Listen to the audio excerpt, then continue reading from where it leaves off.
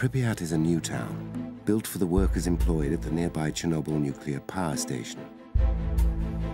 Block 4, containing a fourth nuclear reactor, has only recently been completed and promises more prosperity for the area.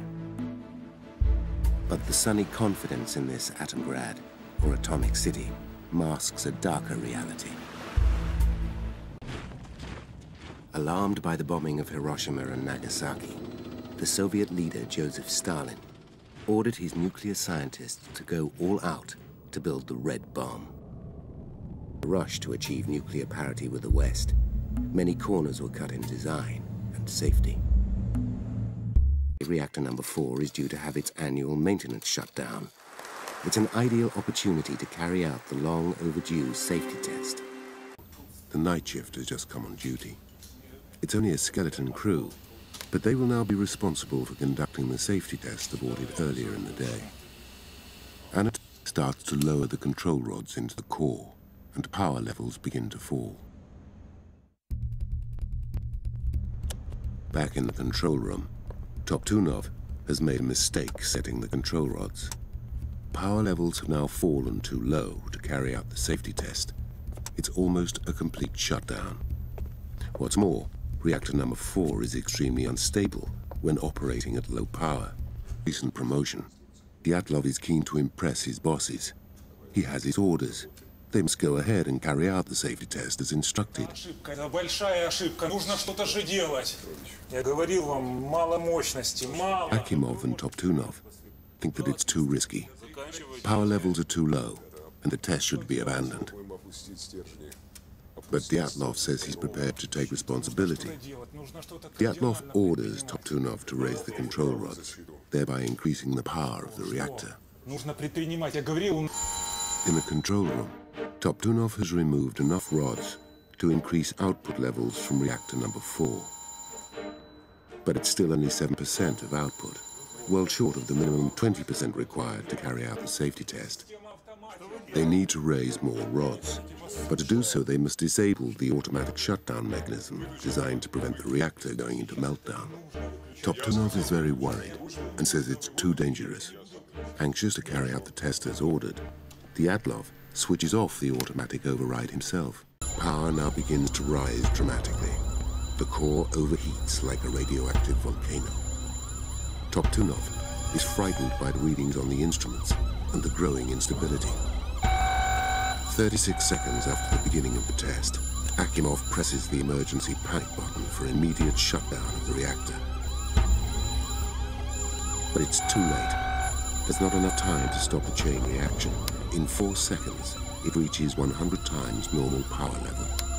Akimov cuts the electricity so that the rods fall into the core under their own weight. But the reactor core is now so hot that it's distorted, and the rods can no longer move freely. Instead, they are stuck and aggravating the reactor even more. 20 seconds later, the roof blows off reactor number 4. 5 seconds later, the core erupts and scatters 50 tons of nuclear fuel, graphite, and debris up to 3 kilometers away. The radiation released is 10 times greater than an atomic bomb.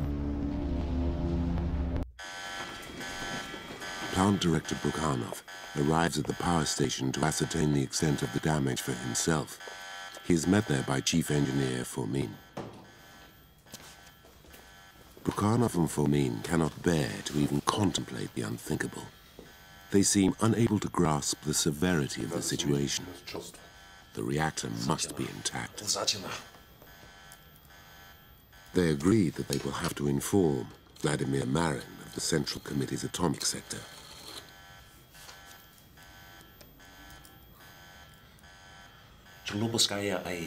Brukhanov lies to Marin, telling him the reactor core has not been destroyed.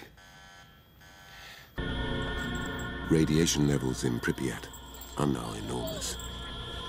The evacuation will eventually be ordered, 36 hours after the blast. But it's too late for the people of Pripyat. Вот так держи! Так держи!